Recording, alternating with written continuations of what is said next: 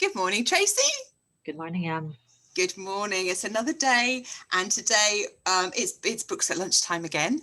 And today we're thrilled to have George Szirtes with us, who is we like to think of him as our poet in residence, or kind of, don't we? Because you live in our beloved Wyndham, George. But I'm just going to embarrass you a little bit. So you're currently a judge for the International Booker. Mm-hmm. You've won the Man Booker Prize for translation. Well, translation, which is now an equal prize, but when I won it, it wasn't. Well, I think probably other people.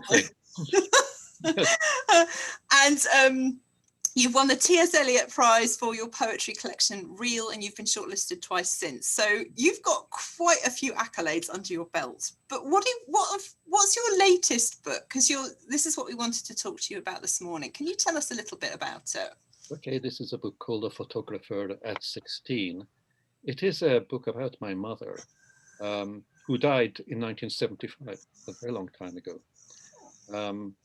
And it hadn't occurred to me to write a memoir, as in a way this is. People, I think, discuss exactly what genre you are, and I think this is probably a memoir. That's where it would be stocked, I think. I had written poems about her over several years, and she'd kind of diffused herself into so many other experiences. But I hadn't thought to write a prose book, partly because I've never written a prose book. I've written essays and stuff like that. And I've translated fiction quite a lot. But this probably wouldn't have happened had not a friend insisted that I should write it. He not only insisted I should write it, he told me roughly how long it should be and how long I should take in writing it. I did, because he's a very dear friend, and he seemed to think it'd be worth doing. So that's what it is. It's a life of my mother, but it's told backwards. So it's told from the point of her death in summer 1975. And it tries to trace her back as far as I can into her childhood, into her early childhood, which she was born in a city. Well, she was born in a small town, but she very quickly moved to a city in what is now Romania, but which 5 years before then had been Hungary, and is generally known as the area of Transylvania. So she's a Transylvanian, or she was a Transylvanian, and who finished up here. That's really understated, George, because I mean, I'd heard you talk about the book 2 or 3 times, but I hadn't actually read it. It's been in my pile for a very long time, and so I did. And we've had lots of conversations, and I spoke to you quite comfortably about the book, not having read it, and because I've learned to do that, and now I've read it, and I'm a bit speechless. It's incredible, actually. And can you just tell us a bit more about, because it looks at her life, but it's not really about her. You don't hold any surprises, do you? Or you don't. If we say that she dies from a suicide, then that's not a spoiler, is it? And where she began isn't a spoiler. She was in a concentration camp, so it's about something else, isn't it? Well, it's trying to figure out. We think we know our parents. We don't really. And we never asked them enough. And I knew the problem with writing a book is I knew that I had never asked enough. The little bit I knew was very fragmentary, So she was born in 1924 in this small town. But she comes to Budapest, the capital where I was born, at the age of 16, which is very brave, and she wants to study photography, which she does, but then she's taken off. In Budapest, she's captured, she's taken off to 2 concentration camps, Ravensbrück, women's camp, and then to a sub-camp in Germany called Pennig, and there she survives just about until Americans come and relieve it. Meets my father, Well, she's already met my father, actually, but then she marries my father. She discovers all her own family has been completely wiped out. And in 1956, after a revolution, we as a family come to England. And so she lives here from 1956 until her death, 1975. It's 19 years. Well, not 19 years, it's really 18 because there are different parts of years. So as we grew up, that's how we were observing our mother. Although that sounds very odd because you don't observe your parents, you're just with them. And I was trying to get a sense. Of her. What was she? Who was she? What else was she besides my mother? Because she's a person. She's an adult. She's been through a life before I come along, or my younger brother comes along. And I try to understand what constituted her very difficult, sometimes very strange, and very varied sort of life. And that was the idea of the book, that I should try to not write a biography, because the sources would be so few, but just try to understand at this great distance what sort of person she was, and what sort of person she was in relation, obviously, to me as well. So although the book is not at all about me, nevertheless, I'm kind of present as the person looking at her. You describe her as, you say that she tells death and misery to go hang themselves. And the scene where she goes back into the flat and she knows that the soldiers are coming, and she believes that the family is hiding and refuse to tell her where to hide, and then she goes out. Do you want to tell? Yes, well, that was a life-changing event for her and for us all, actually, because after 56, of different parts of the family split, and the part of the family you're talking about, which is my father's mother and my father's sister and her baby, they went to Argentina. But as a result of that, what she considered a betrayal, although I don't know whether her version is absolutely the authoritative, because the other side to whom I've talked denied that, so, but never went into any details. But that split the family completely. And my mother, yes, she was very, an extraordinary willpower. That's when she tells him, to go to hell. She refuses to undertake kind of normal, under Stalin's sort of reporting on other people. She just says, I'm not going to do it. And so when she decides something, just like she decides I'm going to live in a second concentration camp, when she was very close to death and she was in a sick bay at the time of the relief of the camp, she decided, okay, there'll be no contact whatsoever between our family and my father's family. She could forbid my father to correspond with them. He had to do that in secret. And that makes her sound like a kind of monster, but that's what you have to kind of understand. She wasn't a monster, but she had these, she had extraordinary determination, and she could be oppressive, but I don't want to put it, but that is not the whole of her. That is far from the whole of her. I thought she was. I think she's extraordinary. Yeah, she is. I think she's just so remarkable. And you wrote as well, life was a succession of great ambition and wild hopes followed by disaster. And it's no wonder she was so strong-willed, given her displacement, the betrayal, she was physically ill. It's just, I found it absolutely remarkable. And I wrote in the book quite a lot. And then told Em she couldn't borrow my copy because I was writing in it. And in some places I just wrote, wow, because I do find it really, really incredible. And one of the things is, I mean, it is about, she was a photographer. And so you write quite a lot about what photography can capture and what it can't. And that's all very beautiful writing. And I won't try to explain that. But I find it incredible that it's almost a history of the 20th century in a way, because she had brushes with celebrities and royalty and writers. And actually there's footage of the liberation of that camp, isn't there? Yes, there is, which I discovered in a remote hope of finding something. I put the name of this camp, which is not a very well-known camp, because it was small. It had about 600, 700 women in it, called Penig. And what came up was about a 2-minute film, 2.5-minute film, taken by American soldiers, the liberators of that camp, of the liberation.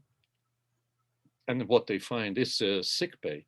That's where they go. So you see the sick bay, and you follow them as they take the sick and the surviving to a nearby hospital in the next town. And you actually even see them in that hospital. I was hoping to see, well, I'm hoping to identify my mother. I couldn't do so with any certainty, because I do have somewhere a photograph of her on her release from Penig, or immediate release, and she's a skeleton. But a few months later, she's well. She's being wooed by an American soldier who wants to marry her. And she's, yeah, on the surface, she looks well. But, you know, these things don't go away. So that's something we had to kind of bear in mind without knowing exactly what it was. Would you read to us from the book? Yeah, sure. I'll read you a little passage about her, and it talks about the idea of going backwards.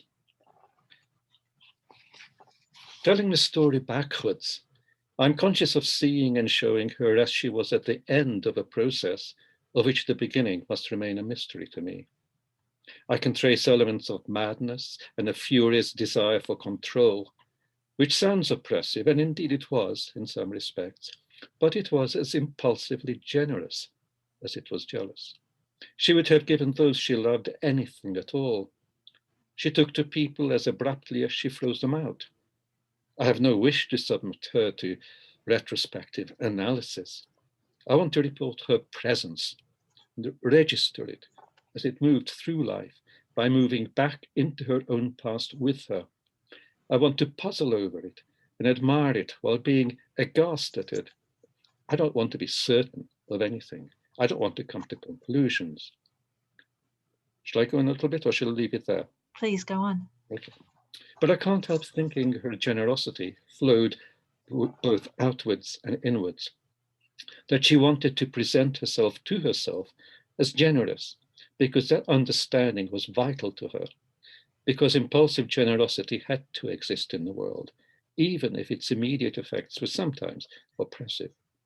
When we played Monopoly on those religiously kept family Sundays, and our play money was running short, she was determined to lend us play cash. Go on, take it, she would insist. And we would reject, and reject with an annoyance that could verge on guilty petulance. That's not the game, Mum would say, meaning, we don't want your pity. We don't want to play at being pitiable creatures in case we become pitiable creatures. Did she not feel the complexity when I was 16 and she offered me her arm in the street saying, since you haven't got a girlfriend, I'll take your arm. And I yanked my arm away. Surely she must have sensed the conflict. I knew I was hurting her by rejecting her. Generosity and pity are closely linked in the mind of the receiver. Rejecting the favor and hurting the one who offers favor is itself hateful. We are hurt by our own hurting, but at least it is we ourselves who are the active agents in that. Thank you. I think everyone's relationship with their parent is complicated, but most people don't have the capacity to process it the way you do. I think it's really remarkable, the real gift. And an interesting choice for Radio 4's Book of the week beginning Mother's Day. It is. And it's very unusual because normally they pick books when they are published. So, but this was actually published now almost 2 years ago. And I just got a message, I got an email from somebody saying, from a producer saying, could we do this? And I said, well, of course, I'm delighted, and so will the publishers. But yeah, so I don't know how it comes about. I think she must have read the book late, and then thought about it a bit like you, perhaps. But oh, this would be a good thing to do, possibly for Mother's Day. Yeah, so we recorded. I recorded it from here at this desk, and I read it myself. That's what they wanted, and yes, I haven't heard it yet, so it'll probably surprise me. It may well do. I have one more question, which is about, so I said about having had conversations with you about the book before having read it. How is it now that so many people know your really personal story, that you've exposed your history and your own well, thinking? I don't think of it as my own personal story. I've tried to, in order to write about her personal story, I've had to be honest with myself and say, when have I been cruel to her, etc. What might I have done that I didn't do? In that sense, it is personal. Do you know what I think, Tracy, is that in art, and broadly speaking, it's a very big term, but broadly speaking, the personal becomes something, it transcends the personal, or that's the idea, that it becomes a kind of story that is almost independent of the writer. You know, what was it, that little thing that Dylan Thomas said about his own poems? Afterwards, he said, and forgive the language, he says, let the little cripples walk on their own feet. So what he meant was they're on their way. And, you know, I just get on with whatever new thing I'm doing. Which may very well be writing a book about my father, who does deserve his own. I mean, he's very much kind of supporting actor in this. But yeah, no, I don't feel that I am exposing myself. I think what I have made is, or I've attempted to make, a work of art, a work of literature, which can then, if you like, walk away by itself. And it should be, if what I hope is true, then it does her some justice. And not full justice, I can't do that, because I can't know everything. But as it says in the passage which I read, I want to conjure her presence, because it was a striking presence and she was my immediate presence. I can see all of that. And there was a line, I copied it down, about your parent being not some, where is it? She is not what happens, but the condition under which things happen. That's just, when you're growing up, your parents are a condition, aren't they? They're just setting. Well, so right. not very. It's not very good for a Mother's Day card, but you are the condition in which I grew up. Yeah, but you know, you were a child once and you grew up in those conditions. And it's not just mothers, it's fathers, it's your siblings. You want the great mystery of how one grows up and what are the factors in one's growing up. I mean, mothers are absolutely central. I mean, they're there at the very beginning. And she was an absolutely devoted mother, as you know, you'll have known from the book. When I was very ill at the age of 2, she came into the hospital and stepped beside me. She would not be moved. So it was the first most potent condition of life. Yeah, well, it's absolutely extraordinary. And there are so many bits that I just had to put the book down and sort of go and have a little walk, and then came back to that. I could say to people, I could ask you about, um, when you had the one shoe and so on. There's so many bits to it. So I just hugely recommend it now. So really congratulations. And thank you for being patient while people are discovering it. Well, thank you for taking the time with me. I'm really interested in, because you read very widely, as we were talking about before we were recording, what else would you recommend for people who've enjoyed this? Oh, well, what did I say? I said Eva Hoffman's Lost in Translation. I think that's a book which has meant an awful lot to me. And I've got to know Eva, so she's become a friend.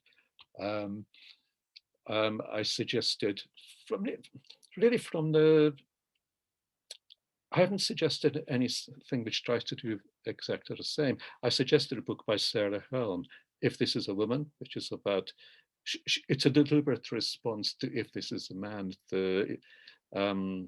I forgot his name, the very famous author who was in a concentration camp. I also suggested about photography, because I think photography is such a strange and magical art. It conjures everything. Roland Barthes' Camera Lucida. And for going backwards, Time Zero, which is not a book I particularly like, or at least the more I read of it, the less I liked it.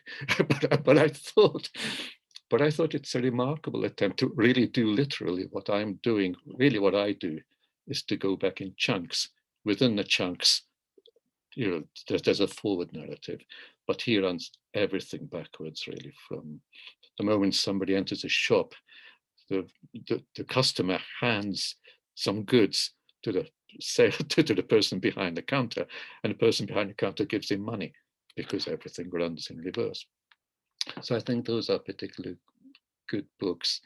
So they cover essentially the experience of concentration camp. One covers the experience of particularly of women in the concentration camp. One is about how one responds to photographs. It's the most beautiful book I know about that. And one is simply about the adventure of going backwards. And going backwards to the point at which, I'll just tell you this last thing, which is going backwards. It came to me as an idea, well, for two reasons. Number one, because I knew far more about the time that I was around than before. But secondly, because there's a poem. I forgot to recommend Anthony Hackt's The Venetian Vespers. He's a poet, an American poet, who's dead now. But inside the title poem, there is a sequence in which he, in his youth, is watching the film, a kind of home movie of somebody in a pool diving in. But then, as people do, when they wind the film backwards, instead of diving into the pool, somebody rises out of the pool, the water stops splashing, it heals itself, and they land back perfectly on top of that board. And it says, so by going backwards, you could restore a life and you could heal the water. And there you are at the beginning, standing on top of that board before anything happens. So, yeah. It was a beautiful way to open the book. And I have read Time Zero, and the way he does that is quite grotesque, actually. It's disgusting. Meals and things are... so we won't talk about that. No, I think the worst thing about it was he finished up with a slightly corny story about an ex-Nazi. Yes, and yes. You know you're going to be heading towards this, and you think, is this I thought it was just inappropriate. I don't like it. It just seemed to me a terrible mistake to approach a subject like that in the terms of a kind of backward guessing game, and everything else, as you say, that happens along the way.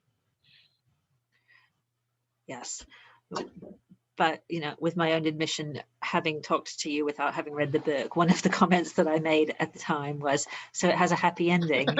And you thought very long and hard about that. It has a happy beginning. It comes at the end. Yes, it has a happy beginning that comes at the end. Yeah, interesting. George, it's been absolutely fascinating talking to you. Thank you ever so much for joining us. Em, did you have anything you wanted to add? I've just been fascinated to listen to your explanation of the way you've structured that, George. It's such an interesting way to approach memoir. So it's one of those conversations I think we shall be considering for a little while yet. So thank you so much for your insights. Thank you again. See you soon, perhaps in the shop. Oh, I will be there. Yeah, see you soon. Thank you again. Bye-bye. Bye.